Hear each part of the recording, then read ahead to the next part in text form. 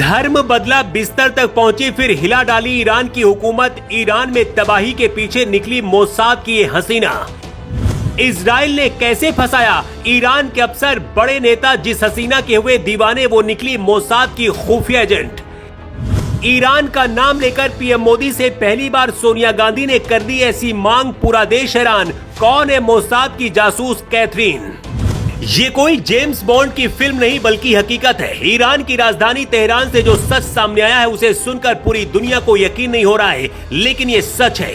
Iran की सेना और कई बड़े नेताओं ने जिस हसीना के वॉलपेपर लगाकर मोबाइल फोन पर सोते थे, कई बड़े अफसर अपनी बेडरूम तक लेकर भी जाते थे, उन्हें ये खबर नहीं थी कि जिस हसीना के प्यार में वो डूब चुके हैं वो कोई और नहीं बल्कि इजराइल की खुफिया एजेंट मोसाद की सबसे बड़ी और शातिर जासूस है। ईरान और इजराइल पर पहली बार सोनिया गांधी ने पीएम मोदी से एक बहुत बड़ी मांग कर दी है, जिसे आगे बताएंगे। लेकिन पहले कैथरीन के बारे में आपको बताते हैं, जिसने ईरान की ऐसी हालत करवा दी।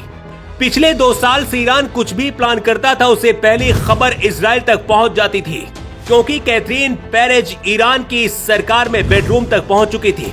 कहते कितना भी सख्त इंसान हो लेकिन इश्क और हुस्न में अपने आप को नीलाम कर देता है। ऐसा ही कुछ ईरान के साथ हुआ है। इस वक्त कैथरीन पेरेज कहां पर है और क्या कर रही हैं? ईरान में हड़कंप मचा हुआ है। लेकिन पहले इजरायली जासूस कैथरीन के बारे में जान लीजिए, जिसे मोसाद सबसे बड़े मिशन के तहत 2 साल पहले ईरान भेजा था। इजराइल छोटा सा देश और मुस्लिम देशों से घिरा हुआ है।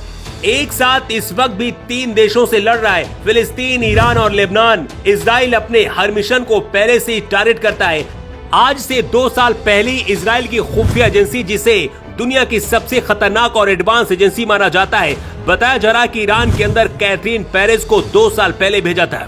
कैथरीन ने पहले धार्मिक शिक्षाओं में रुचि दिखाकर ईरान के अधिकारियों की पत्नियों से दोस्ती की, फिर उनको इस तरीके से भरोसे में लिया कि उनके घर तक पहुंच गई। यहाँ तक कि कई अफसरों के बेडरूम तक भी उनकी पहुंच थी।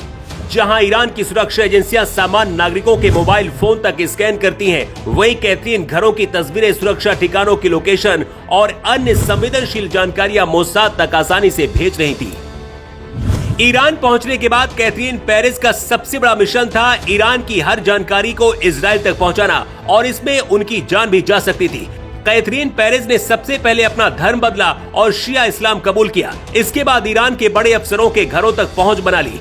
दिखने में खूबसूरत थी, ऐसे में बहुत ही आसानी से ईरान की सेना और सरकार के अफसर और नेता फंसते चले गए और कैथरीन ईरान के बड़े बड़े अधिकारियों के बेडरूम तक भी जाने लगी। ईरान इजराइल के बीच जब युद्ध चल रहा था, उस दौरान भी ईरान क्या प्लान कर रहा है इसकी जानकारी कैथरीन अपने देश इजराइल भेज रही थी। मोसाद पूरा प्लान एग्जीक्यूट कर रही थी, लेकिन कुछ दिन पहले ईरान को शक हुआ था। लेकिन इससे पहले ईरान पकड़ पाता, कैथरीन पहले गायब हो गई। ईरान में अब हड़कंप मचा हुआ है, क्योंकि इजराइल के पास हर वो जानकारी है जिसे ईरान छुपा रहा था। दावा किया जा रहा कि कैथरीन ने ही मोसाद को ये जानकारी दी थी कि ईरान परमाणु बनाने का काम कर रहा है। इसके बाद इजराइल ने हमला किया। कैथरीन अब गायब है। ईरान की खुफिया एजेंसी ने पूरे देश में उनके पोस्टर और फोटो बांटे हैं, लेकिन न तो उनका कोई सुराग मिला है और न ही कोई आवाज। कुछ रिपोर्ट्स के मुताबिक अब किसी और पहचान के साथ किसी और देश में कैथरीन हो सकती हैं, लेकिन अब कैथरीन इजराइल की सबसे काबिल जासूसों में एक बन चुकी हैं।